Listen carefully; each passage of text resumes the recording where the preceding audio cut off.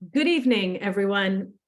My name is Megan Torrey. I am the Chief Executive Officer of the World Affairs Council of Connecticut, and it's my pleasure to welcome you to our special event tonight, Hinge Points, Inside North Korea with Dr. Sig Hecker and Jim Falk. Tonight's special program is in conjunction with the World Affairs Council of Connecticut, Global Santa Fe, the World Affairs Council of Jacksonville, and World Affairs San Francisco, who are recording it for their show On Shifting Ground with Ray Suarez. One of the wonderful things about World Affairs Councils is that we exist in communities around the country. And in fact, many of our members are around the world. So I want to welcome all of our audience here tonight, joining us from places like Texas and California, Massachusetts, South Carolina, New Mexico, Michigan, Switzerland, Hawaii, and China. Welcome, everybody. I want to encourage everyone to be engaged in tonight's conversation. And so that means please use the chat and please ask as many questions as possible using that Q&A function that's on your screen, and get all of your questions in early. We want to make sure that we'll have a robust discussion. It is absolutely my honor and my privilege to introduce my esteemed colleague and my friend, Jim Falk. Jim is President Emeritus of the World Affairs Council of Dallas-Fort Worth. He retired in March of 2021 after serving as the council's president for more than 2 decades. Now residing in Santa Fe, New Mexico, he is a member of the board of Global Santa Fe, where he chairs their program initiatives.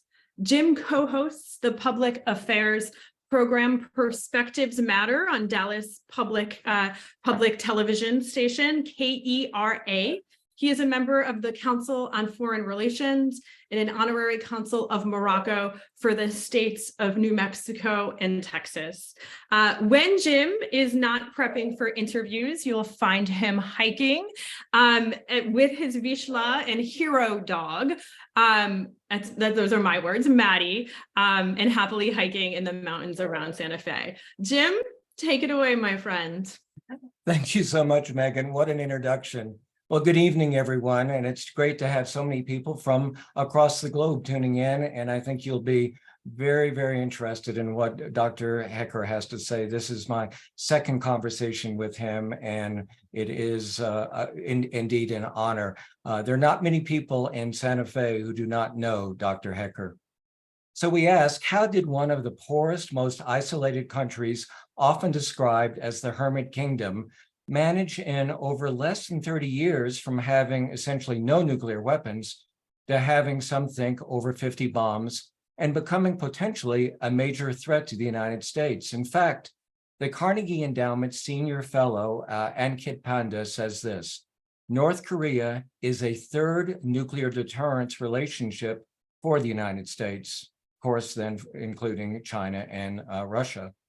Already this year, North Korea has fired more than 20 ballistic and cruise missiles. Actions taken, according to President Kim Jong-un, in response to the United States and South Korea's joint military exercise, codenamed Freedom Shield. If the current trend holds, North Korea is expected to hit a new record of missile tests. And while the People's Republic of Korea has not conducted a nuclear test since 2017, it seems possible, increasingly likely, that this may be the year for another. So as I mentioned, we are extremely fortunate to have with us one of the nation's foremost experts on Korea's nuclear capability, as well as nuclear weapons throughout the world. Dr. Sig Hecker is Director Emeritus of Los Alamos National Laboratory. He joined the lab first as a graduate research assistant in 1965, and since then, as you can imagine, he held many positions, including serving as its director from 1986 to 1997. He's also the Professor Emeritus at Stanford University, having been a professor in the Department of Management Science and Engineering. And today, he's the Professor of Practice in the Nuclear Engineering Department at Texas A&M University in College Station, as well as the Middlebury Institute of International Studies at Monterey. Now, the book Hinge Points is his second book following Doomed to Cooperate, which was published in 2016, which focused on post-Soviet Russia and American nuclear cooperation. Hard to believe that now, isn't it? He earned all of his academic degrees, bachelor's, master's, and his doctoral degree at Case Western Reserve University.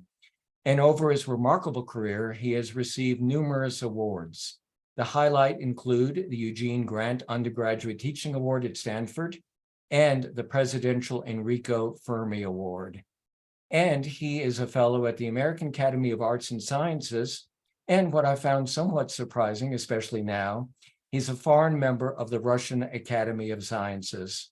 Neighbor, Dr. Hecker, great to have you with us today. It's my great pleasure, Jim.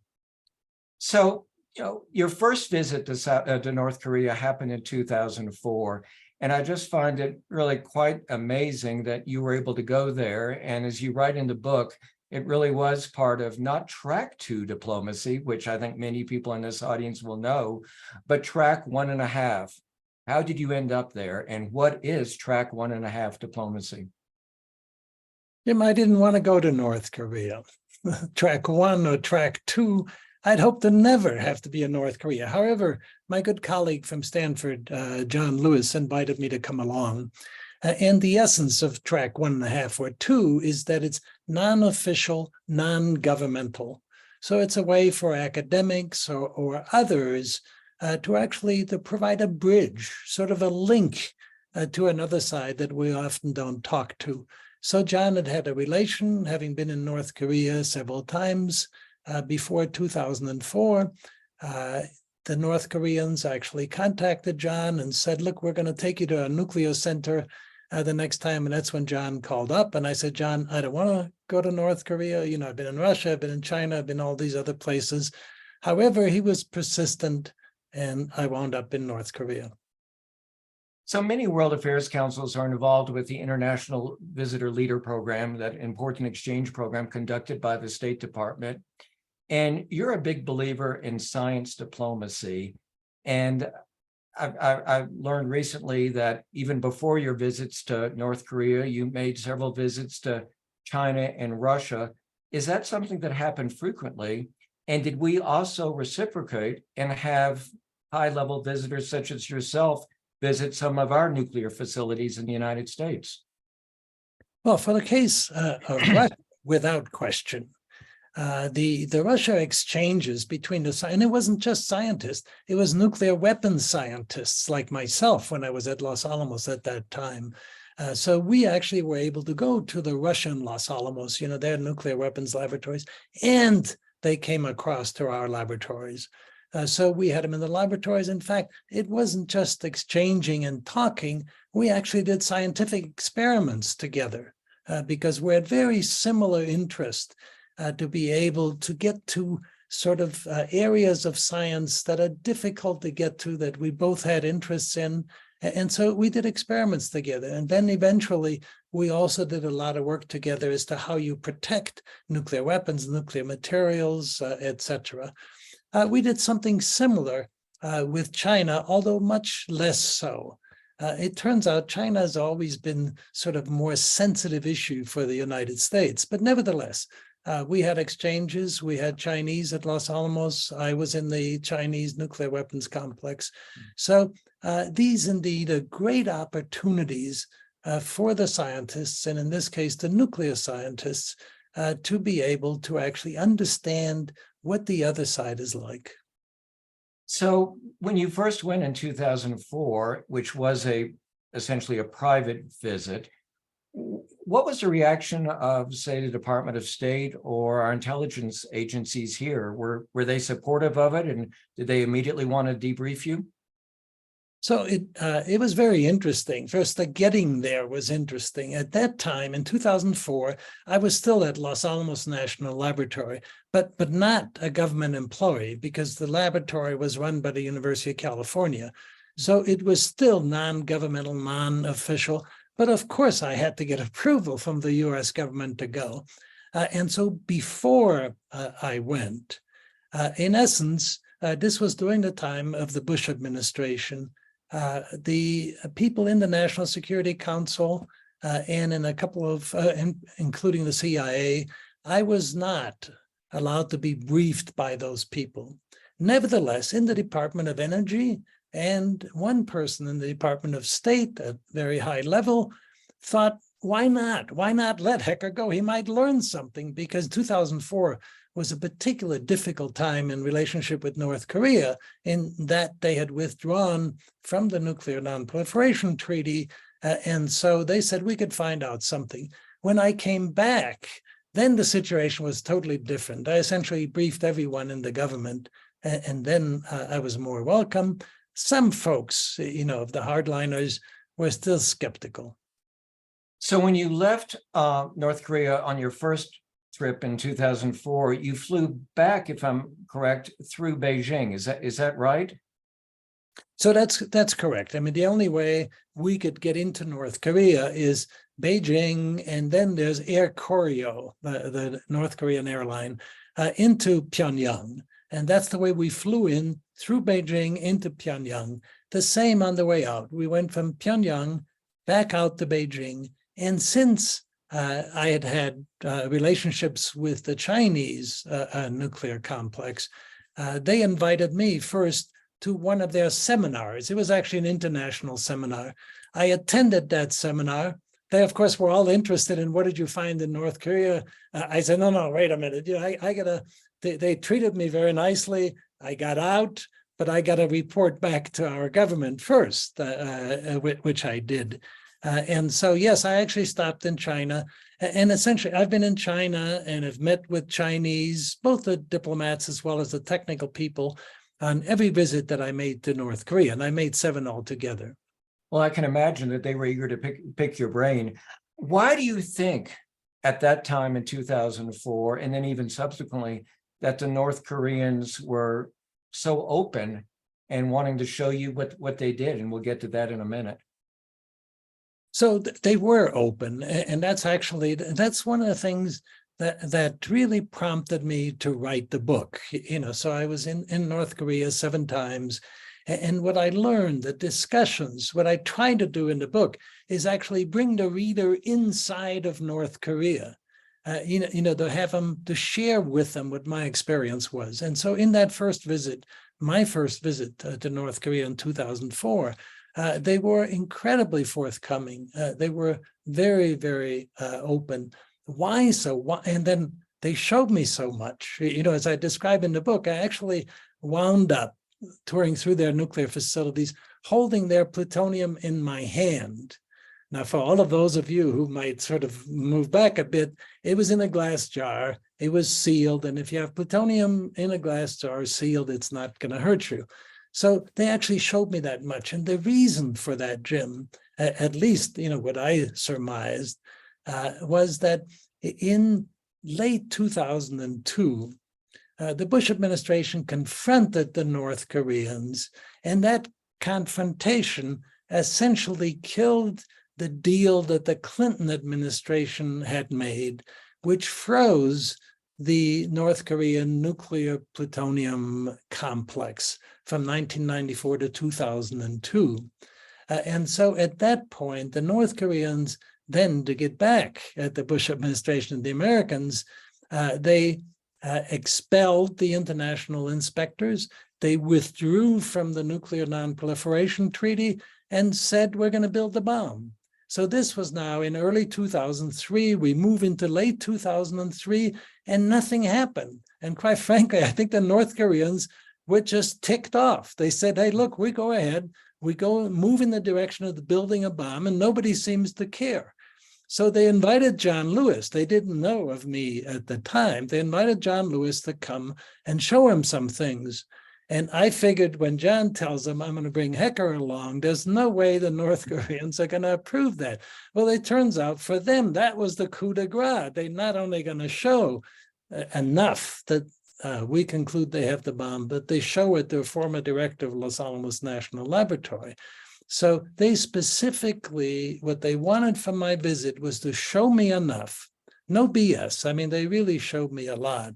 And then have me conclude, boy, if I can see that piece of plutonium, if they can make that piece of plutonium, they can make the bomb. And in the end, that was the bottom line. So your access on your first visit in 2004 was quite a lot. Did that change over the period of the 6 future visits? So it was very interesting. For the most part, the straightforward relationship I had with the North Korean nuclear program stayed constant, essentially all the way through. However, when I went back in 2005, when I went back in 2006, they said, okay, we cannot take you to the nuclear center this time. In 2005, they said we're actually reprocessing plutonium from one of their reactor runs. And they said, so it's not safe for you to go there now. However, the director met with me in Pyongyang, and I got an update as to what was going on. In 2006, when I was there, it was just weeks after the first nuclear test, when they were finally going to show the Bush administration, look, you're not paying any attention, you're not working with us, you're not willing to listen with us about our desire to actually normalize relations with the United States. We're going to show you. So they did a nuclear test. So we were there. They also said, we can't go there now. 2007, 2008, those were very, very good visits. Again, I got access to lots. 2009, this was just after President Obama went into office, and that was very different. They basically told us, look, you don't know how bad things are going to get. They essentially told us they're going to walk away. Then in 2010 is when they actually showed us the second path to the bomb, the uranium enrichment centrifuge facility. And that wasn't anywhere near as wide open as the first couple of visits. But nevertheless, we still had very, very fruitful, very important discussion. So they invited me back. So, a key part of your book is explaining that North Korea really did have a strategy, and it was a dual track strategy of diplomacy and nuclear weapons. Elaborate on that, would you? Because I think that's something that we really don't understand or appreciate. Yeah, that's certainly, that's my sense. I also didn't understand that fully at the time I was going there. And the last visit was the 2010 visit. However, what I was able to do, again, I'm a technical guy, so I went there to work with the technical people. My colleagues are the ones that understood the policy and the diplomacy aspect of all of this.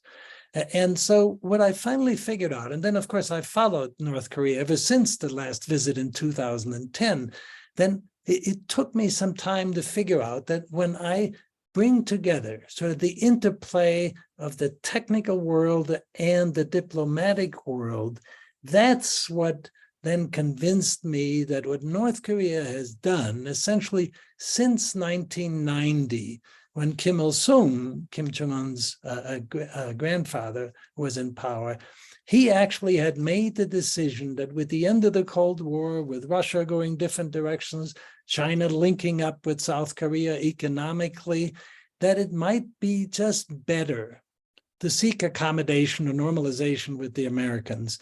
And so my view then, Kim Il-sung was interested in normalization and diplomacy to get there. However, because of the nature of North Korea, by that time, their military was, nowhere close to what South Korea had, certainly nowhere close to what the United States had. And their economy was in the dumps. And so they couldn't trust themselves to the outside forces. They had to try to do it and do this diplomacy from a position of strength. And that's, in essence, when they said, look, we have to develop nuclear weapons. Our conventional can't compete. And that's where then this strategy of dual track is try diplomacy, see if you can reach normalization with the Americans, but at the same time, make sure you also develop the nuclear capabilities in case that doesn't work out. And what I do in the book is I track those two through 3 American administrations, and that is George W. Bush, then Obama, and Trump administration. And why don't you right now, this would be a good point to explain what you mean by hinge points. Unfortunately, we're not going to have time to go through all of them that you identify and discuss in such detail. But let's start with, and you've touched on it, what happened in 2002 with the George W. Bush administration, which you call, I believe, a fateful hinge point. Yeah, it actually, Jim, it was a disaster. That's what it was, because at that time they didn't have nuclear weapons yet. They had the bits and pieces, but most of the important parts were frozen.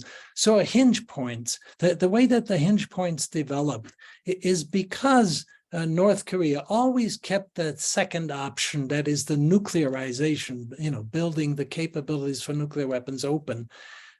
That came to points where in that time, in 2002, the Americans discovered, and actually it was already known in the Clinton administration, but latest information came up that North Korea, while they were freezing plutonium path to the bomb, were exploring and developing the uranium path to the bomb. So that then was a very key decision point. So what do you do about that? Well, that's a hinge point. What the Bush administration did is they walked away from the plutonium deal also. And that was a very bad trade-off, because in the uranium, and again, I explain in the book exactly the best as we know what North Korea was actually doing in uranium enrichment. They were definitely pursuing uranium enrichment, but it would take them another 10 years or so to get to where they can build a bomb.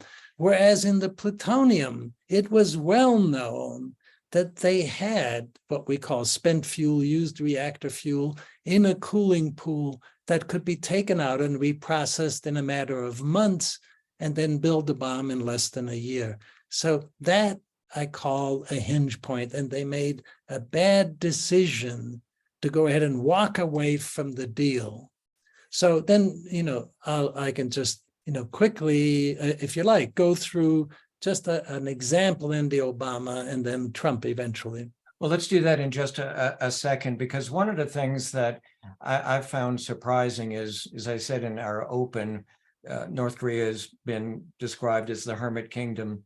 And when you, at least my understanding is that it's such a poor country, we know about starvation and so forth. I don't imagine them having great universities.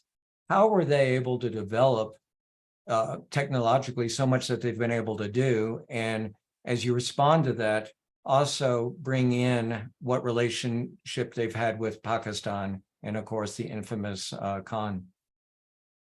Yeah, so in the book, again, I sort of track, as best as we can. A lot of people believe, because of what you just said, North Korea being a small, poor country, they couldn't have possibly done this themselves. Someone helped them. Well, it turns out, from my standpoint, no one helped them directly to build the bomb. And so they're actually much better than what we would give them credit for. Their university systems are better. They're very smart. Now, they did, of course, have some help. The initial help came from the Soviet version of Atoms for Peace. President Eisenhower, actually this December, is going to be the 70th anniversary of Atoms for Peace. So that program was, we're going to help you other countries that don't have the bomb and forswear the bomb. In other words, it won't go there. We're going to help you doing peaceful nuclear energy. And North Korea took advantage of that from Moscow. Iran took advantage of that from the United States. So that gave them at least an initial start. They sent people to Moscow, sent to school, and then the Soviets actually built the first little research reactor. You don't build a bomb with that, but you learn how to do research. You learn how to take steps towards nuclear electricity. But it certainly helped them. But then the North Koreans, by about 1980 timeframe, decided they're going to go ahead and get much more serious, not just this peaceful stuff, but actually to do the things they need to do to build the bomb if they decide to do so. Then in that process, from 1980s, up into the time frame that we're talking about, the North Koreans were just both very good engineers, not necessarily world scientists the way that the Soviets and the Russians were, but very, very good engineers. And then they were so clever of being able to pick things out of the international literature and also to take advantage of what I call the European black market in nuclear things.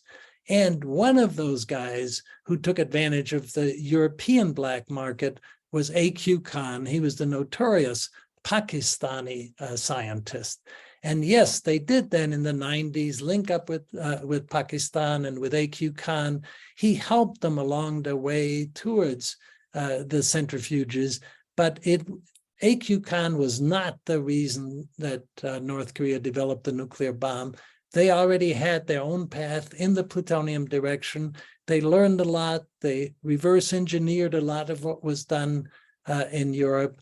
And then along the way, they've just continued to improve both their nuclear capabilities and their missile capabilities. So at that point, China, the United States always seems to take the position that China can exert a great deal of influence on North Korea in a variety of ways. And have you found in your visits, as well as follow-up research and communication, that that is the case or not?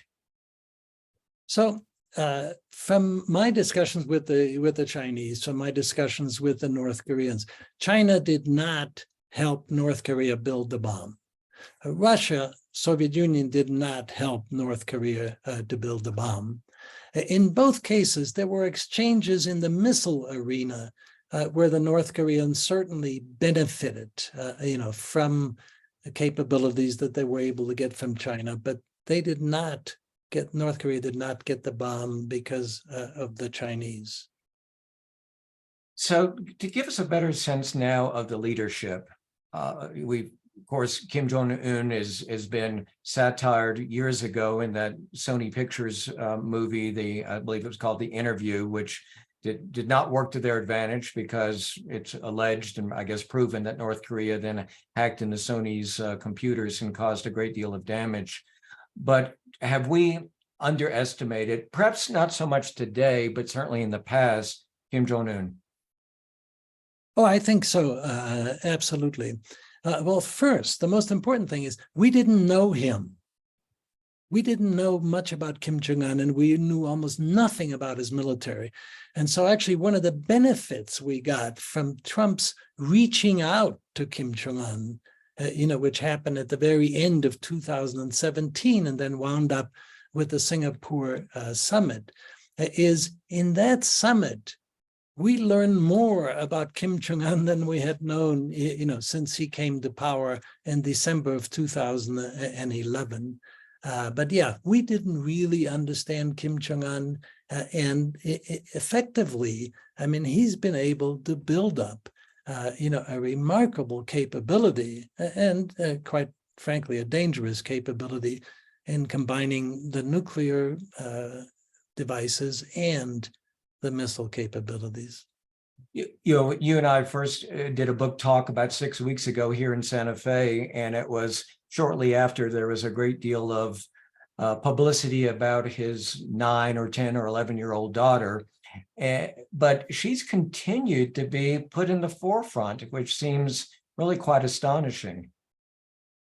When you asked me that, some time ago, I said, look, I don't want to go there. I don't want to I remember.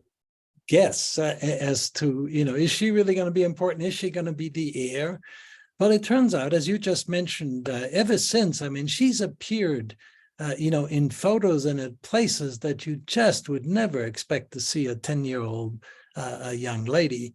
And so it's become much more serious, I think. It really does look like Kim Jong-un is sort of putting her up there as showing her as that she's going to be the next heir, and the Kim family will keep going.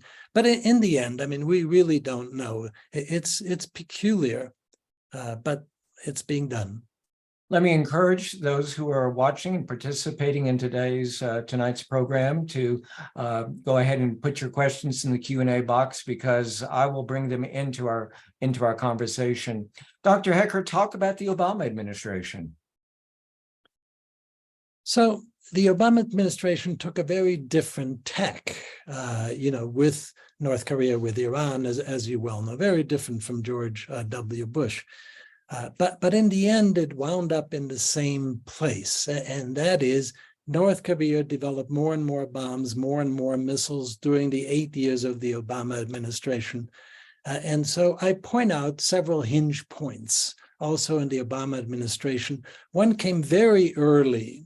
President Obama came into office in early 2009, and the North Koreans decided to greet him with what they called a satellite launch. And in fact, it was done essentially right before President Obama's famous Prague speech, in April 5th of 2009. Well, to President Obama, that seemed to really turn him off and put him in the same mold that you can't trust these North Koreans, provocations, they try to extract the benefits. And so they're not really interested in diplomacy or normalization. There was one more chance in 2012 with something called the Leap Day deal. And again, whereas President Obama and his people thought they actually had a deal with the North Koreans, this was now with Kim Jong-un in power of 2012, is again, they launched a satellite. And so that really finished up North Korea as far as the Obama administration is concerned, and they never got any closer. And so during the Obama administration, then the North Koreans were riding of this dual track. They were riding the nuclearization. They tried diplomacy a couple of times, it didn't work. And so then that got us into the Trump administration. And in the end, I just saw one of the headlines of one of the reviews of my book saying, failed US policies towards North Korea were a bipartisan affair. And that's indeed, the hinge points demonstrate that. So when President Trump initiated the first summit meeting, were you, Dr. Hecker, feeling optimistic? Did you think it was a good idea? And from the conversations you had with people across the world, was there some degree of optimism at that first summit? Yeah, there certainly was in my camp. And in fact, I had published just before that summit with my Stanford colleagues a long narrative about where we could go from here.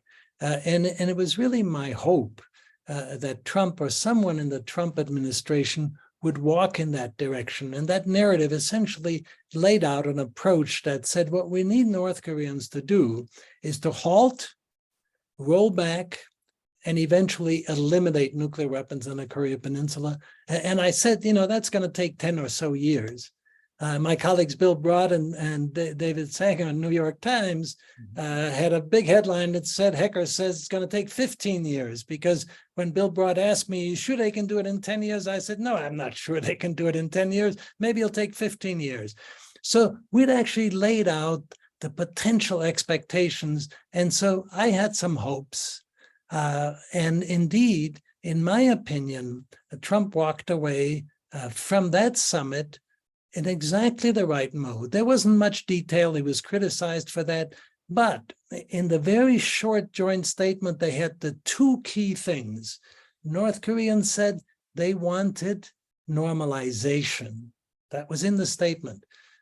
Trump said we wanted denuclearization. That was in the statement. So that was very, very positive. The problem then was, how do you get from there to the next summit in Hanoi? And there, both the Americans and the North Koreans just made major mistakes. North Korean mistake was they never allowed their people to work closely with Steve Biegun, who was our envoy for these talks, who was a superb diplomat. They waited for the final get-together of Trump and Kim Jong-un in Hanoi. The American mistake was that, quite frankly, John Bolton was back in the government and National Security Council, and he had prepped Trump very well to make sure that no deal would be made, and then he was better walking away. And the peculiar thing is, when Trump walked away, he was congratulated by both sides of the political spectrum. Better no deal than a bad deal. I wrote a piece shortly thereafter, and I said, really? I don't think so. And we're paying the price for that today. Well, that's an important point, is that there really was division within the US government, and that John Bolton had an extraordinary access, and from day one was adamantly opposed to any normalization of relations with North Korea. Oh, that's correct, and he's proud of it. I mean, in his book, surrender is not an option. He talked about essentially that first hinge point, and then in the next book, The Room Where It Happened, he talked about the Trump and Hanoi hinge point. I guess what I have to say is, let's look at the result in the spirit of your introduction, where you mentioned Ankit Panda, is we are at the point today where North Korea is only one of 3 countries in the world that can threaten the United States with nuclear weapons, the other 2 being Russia and China. I mean, for heaven's sakes, how did we get there? That's what I try to cover in the book. So it won't surprise you that one of our questions is, what is the best approach for the United States now vis-a-vis North Korea? And I would add to that, what are we doing? So today, we are in a totally different world. So this dual track diplomacy, the interest in diplomacy, that was there for 30 years. Each one of the Kims, I try to demonstrate, had an interest at some time in normalization with the United States. I'm afraid today, as we sit here in 2023, that we've had a phase change, a pattern change, and that is that Kim Jong-un and North Korea today is no longer interested in that accommodation with the United States. They've decided instead to switch back to Russia and to China. And, I've worked with the Biden administration, and they show their frustration by essentially saying they won't answer the phone. We're willing to talk to them, and they're not willing to talk. So now it's going to take a complete rethink as to how we get back to actually dealing with North Korea. So when we read in the paper, and it's almost every day, about their missile tests, how do you view it? Do they have the capacity to reach the United States? And if not, when do you forecast that they might be able to? And how strong is our defense? So the important part today is that, in my opinion, they can reach all of South Korea and most of Japan with a nuclear-tipped missile. They've done enough nuclear tests, they've done enough missile tests that we have to believe that they can do that. And for example, many of the tests you've seen in the last couple of weeks are much more like operational tests rather than research and development tests. So they're definitely moving in that direction. They have that capability. We don't know exactly, how much bomb fuel, the plutonium and uranium they have, but it's enough for perhaps 40 to 60 bombs. That's one heck of a lot. And this is what they can do as far as reaching South Korea and Japan. It's my opinion they do not yet have the ability to reach the United States with any certainty on their part. In other words, they can't be confident. They've never straightened out any of their ICBM tests so they can go as far as the United States. They've demonstrated they have the horsepower to be able to reach. They've shown in nuclear tests, they've probably tested a hydrogen bomb, with a yield over 200 kilotons, which is 10 times that of Nagasaki. So it's serious business. But to mate those two together, in my opinion, is going to take more. When will they get there? I don't know. The problem is they've walked consistently in that direction. They're much farther today than we would have expected them to be 10 years ago. So unless somehow we can get back, first of all, make sure we protect our assets and our allies, but then also to get back to talk with North Korea and see whether there isn't a different way forward. So we have a very interesting question from Michael, and he asks, are there lessons that we could take from our negotiations and situation with North Korea that might be applicable to what's happening with Ukraine and Russia's threats to perhaps use tactical nuclear weapons?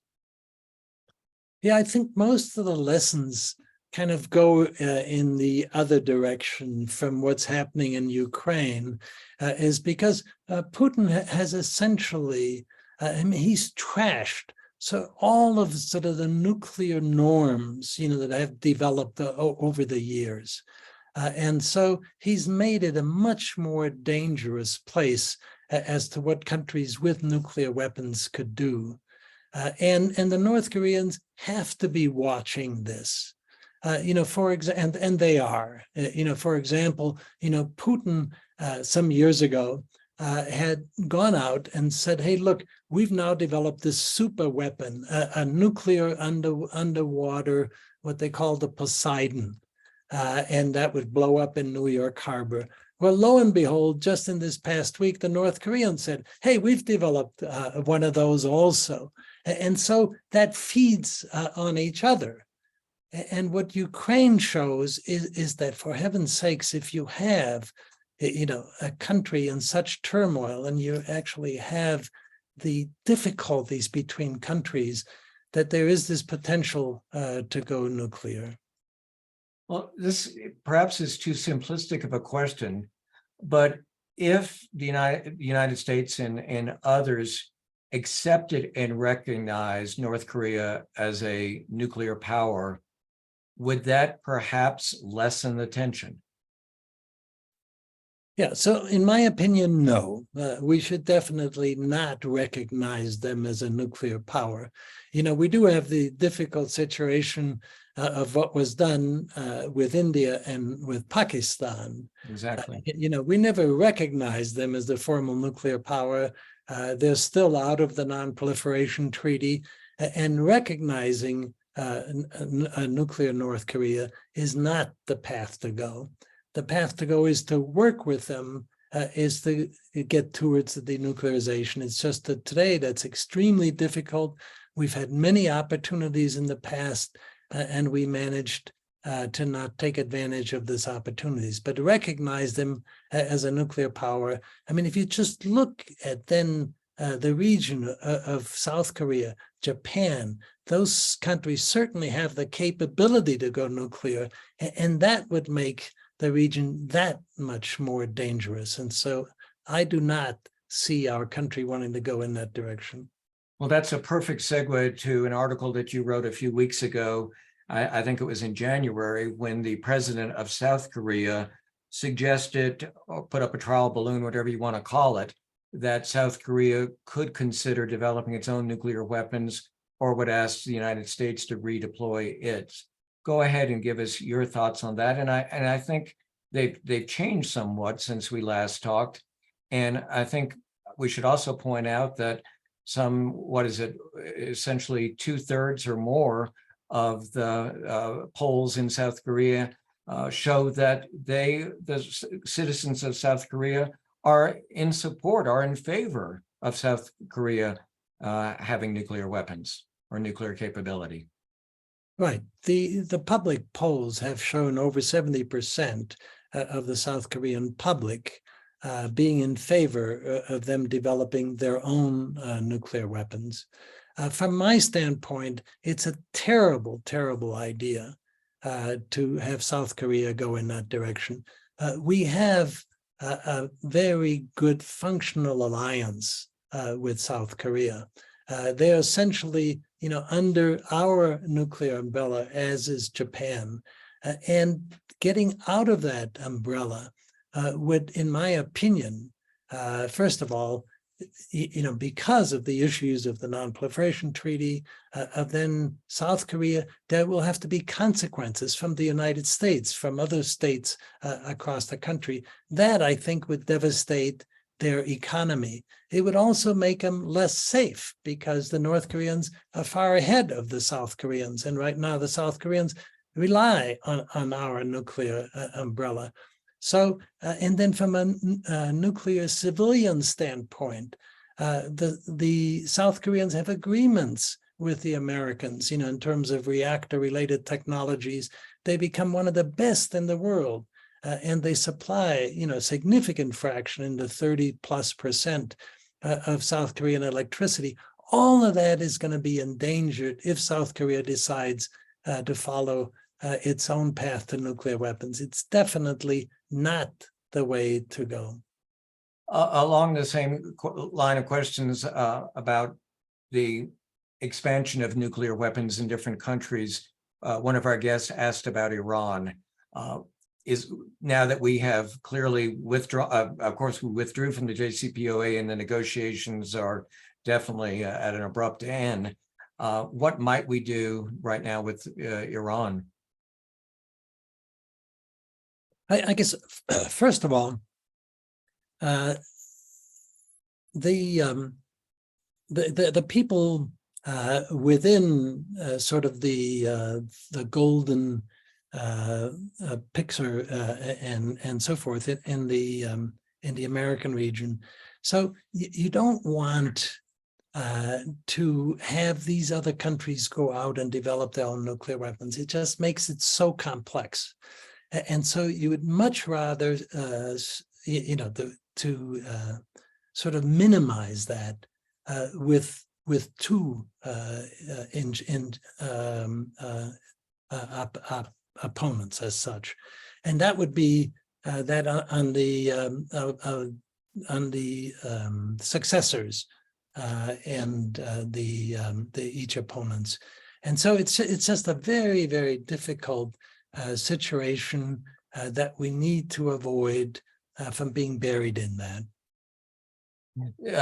Dr. Hecker, you've heard me say this before, and I don't want to miss the opportunity to mention it. When I picked up your book, I had planned to read 100 pages or so in different seatings, and I couldn't put it down, and read it in one snowy afternoon here in Santa Fe.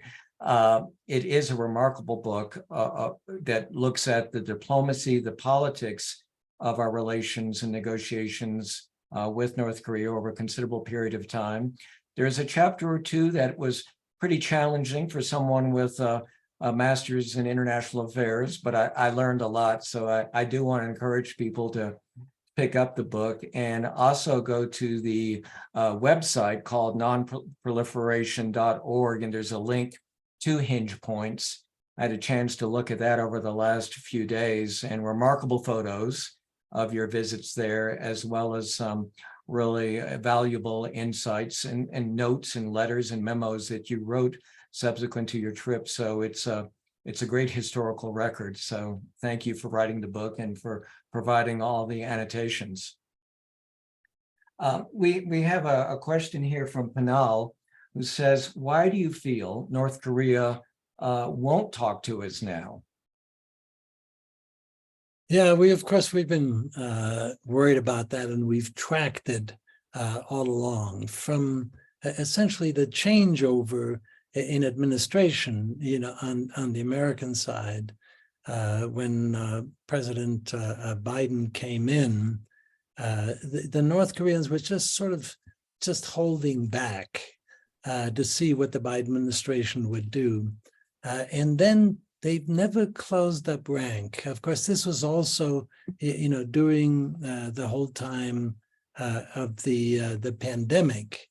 And so somewhere around 2021, going into 2022, is when I think the North Koreans made this change, that instead of seeking accommodation with the United States, they would look much more towards accommodation with Russia and with China. And then in that process, they just decided they need not talk to the Americans. And in fact, if you follow the language of what Kim Jong-un and what all of Pyongyang has said vis-a-vis the situation in the Ukraine, I mean, it's really quite remarkable. I mean, he's given the Russians just sort of unconditional backing and has not answered the phone, so to say, with the United States. And so nothing has been discussed that we can tell in any serious vein between the United States and North Korea. So they essentially have cut us off. And Ray asked this question as he makes a valuable statement. Considering what has happened to the Ukraine, as well as Saddam Hussein and Gaddafi, why does the United States think that North Korea would ever agree to give up its nuclear weapons? Yeah, and so today, I mean, the money is on the fact that they won't give up the nuclear weapons.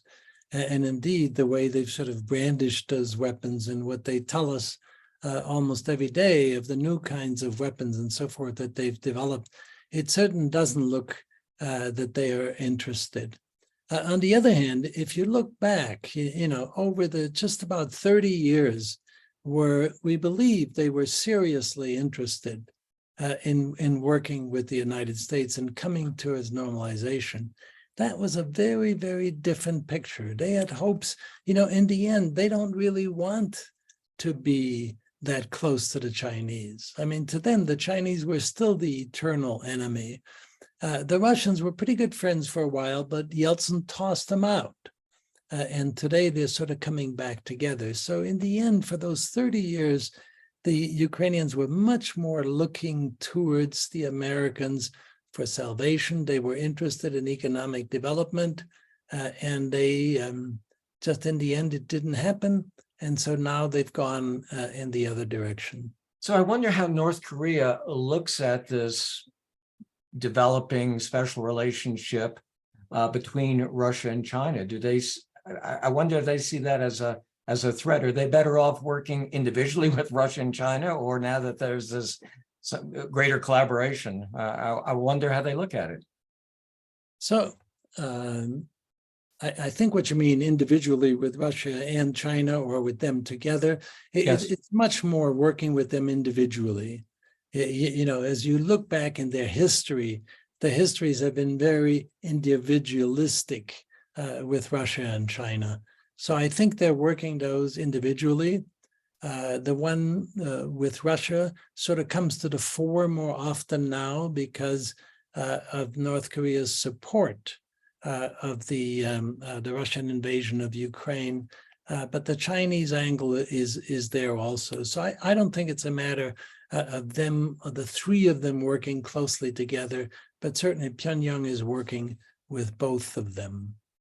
So Randy wants to know, during your trips, did you have a chance to meet with, as he says, everyday people in North Korea, or were you pretty much monitored by your minders? Yeah, we were monitored by the minders essentially all the time. We did once go to a restaurant. We were allowed to without the minders, with one of the UN people who was stationed there, who also happened to be from Dallas, Texas. But the rest of the time, we were always with minders. And yet, so even with that, though, we still learned a lot. And we had some fascinating exchanges, actually with the minders, and then with some of the people that we would visit. We went out to the communes and visited people in their homes, for example. But those were all set up. We went to the museums, and those were all set up by the North Koreans. So those North Koreans were totally different than what I did in Russia. I've been in Russia over 50 times and had totally different relationships with both the people and the technical folks. And I've been in China over 30 times similarly. So it was never like that in North Korea, much more controlled by the government. Nevertheless, still some very important insights. I can't help but ask, how are your relations with Russians now? Are you able to continue to communicate with those you've known over the past many years? So that's very interesting. With Russia's invasion of Crimea, going back, like almost 10 years now, our formal relationships were cut because our relationships were with their nuclear weapons experts. And so we've stayed in touch through email and mechanisms like that. To some extent, particularly the older the Russian scientists are, the more direct they tend to be, and the more they look towards future collaborations and find it a pity that we let go what we worked so hard. And what we worked so hard for is that the disaster that was about to happen as the Soviet Union dissolved into Russia never happened.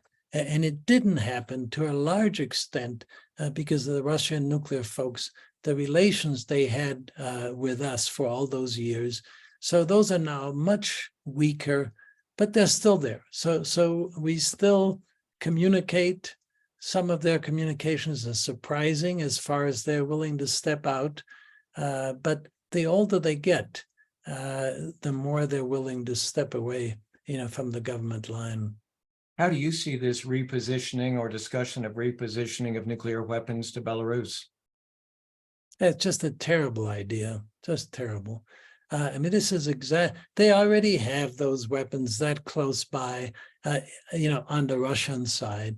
This is just strictly to put pressure on the US and on NATO. It's a dumb, terrible idea. They think, though, the more upset, we in the West tend to be, the more effective they are. Well, unfortunately, it looks like we are almost out of time. And before I flip it over to Megan, let me just ask this last question, if you're able to respond. Another question from Dallas, Texas. I have read that the U.S. does not have in place a comprehensive set of missile defense systems capable of defending the homeland from severe missile threats such as North Korea's. What can you tell us about where we are on our own defense? Yeah, so that's true. We've never gone fully in the direction of missile defense to defend the entire country. We can defend certain places, but we can't defend the entire country. And so if we're attacked by the Soviet Union in the past and Russia now, that will be significant damage. For North Korea, we can try to shoot some of their missiles down, but we're not in good shape as far as that is concerned with defensive systems. Megan, over to you.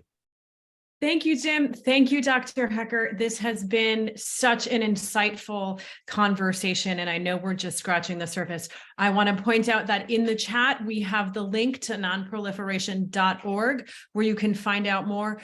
And you can get Dr. Hecker's book, because I know that's just really is just the beginning and we all want to dive deep.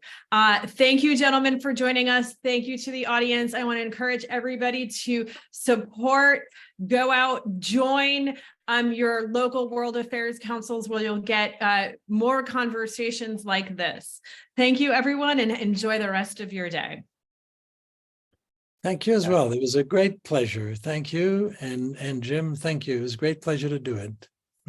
Bye-bye. Good night, everyone.